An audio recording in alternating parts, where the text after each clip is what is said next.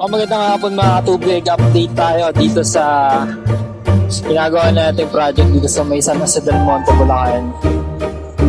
So ito yung fabricate filter tank natin. Yung lalagyan natin ng multimedia.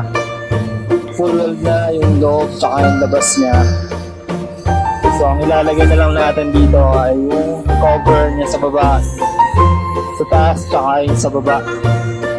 Meron na siya mga paa. So ayun yung magiging flange cover niya, manhole.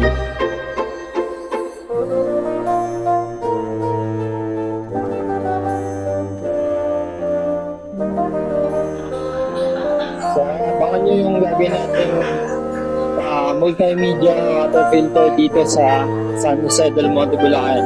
At dito tayo sa loob ng subdivision.